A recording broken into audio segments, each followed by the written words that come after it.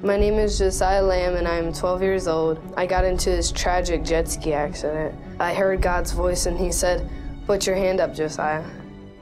On that 4th of July weekend, when we were at my sister's, they were just having a great time. They always did water sports. So he and my son-in-law were on the jet ski together. And I was driving it, and so I was in the front. I just started gunning it, like I was gonna whip it and spin. There was this blue boat line where you tie your boat up to.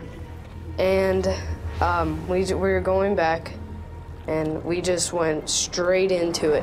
I was upstairs in the house, and all of a sudden I just hear a lot of commotion. A few seconds before we hit it, like the sky just lit up and the time just froze. It was amazing. And the sky just lit up with angels. The angels were not no Cupid little angels that were like fluttering around with like the bow and arrows. They had flaming swords and they were just like humongous. Like they were like some brute strength guys. They were big. I heard God's voice and he said, "Put your hand up, Josiah." I see my son-in-law lifting my son out of the water, and he was just very limp. You know, you could tell it was serious. And my husband was over there at that point, and he just had Josiah, you know, with his head on his lap. You know, his neck was torn open, and you could tell it was really deep, and there were bubbles coming out, and you could hear the air, and there was blood. It was just really, really scary right at that moment. And my husband was just reassuring him the whole time.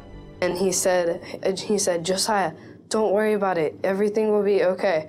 And that was just because it was very chaotic, and for him to speak that peace at that moment was just really needed. They had to put him in, you know, a coma for 24 hours until the swelling came down, because if they didn't, his airway was shut. I broke 2 fingers. This is all scar tissue now.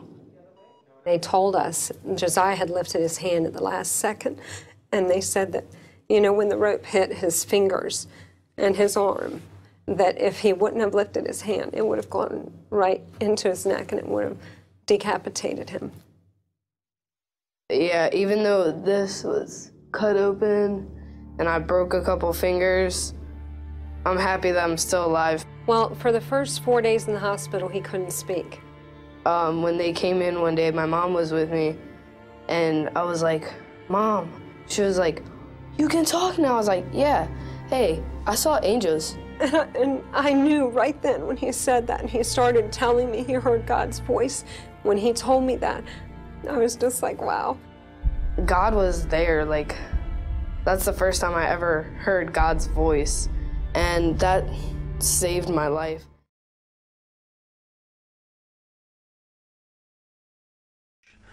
And on this day, they took their trusty box brownie camera. What was captured on film remains a mystery. Reg Jones has been a keen amateur photographer for 60 of his 80 or so years. These days, you can still find him and his camera wandering through the bushland near his home on the New South Wales Central Coast. But there's one photograph in his collection that really stands out, even though it was taken back in 1932 with his very first camera, a box brownie that cost the princely sum of 19 and sixpence.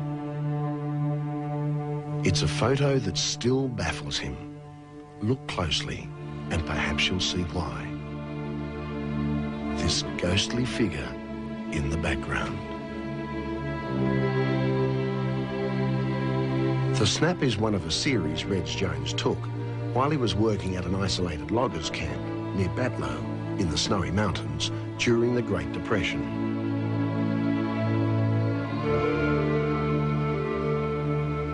Even with the Depression days, there was a lot of young fellas that didn't want to leave the city. Not only that, they couldn't put up with the rough and the bad conditions that were up there. Also, there was no electricity or no gas or no water laid on or nothing up there. It was very, very primitive.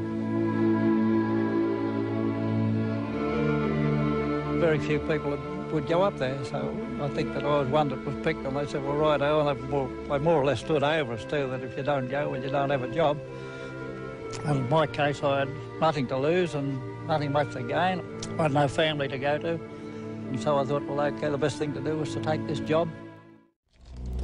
One particular day, he and two mates set out on their most ambitious expedition. We followed a creek down, and we got into a widening part of the creek where it widened out, and a log had fallen across there. And then behind that widened part of the creek was the Batlow Falls. We could hear the water going over the cliff. And I said to my mates, I said, sit on the log over there and I'll take your photo.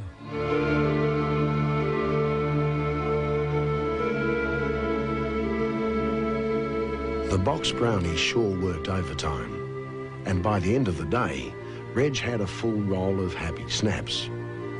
One of those frames, though, would eventually suggest that he and his mates were not alone in the bush that afternoon. When I got the photo developed and printed and looked at it, there's a great big monster-looking thing sitting on a log behind them. And I thought, what's this? I couldn't believe it. This is not human. 60 years later, Reg still doesn't know who or what intruded on that tranquil scene. All he can make out is a ghostly figure towering over his mates. Something that looks like a man sitting with his hands in his lap.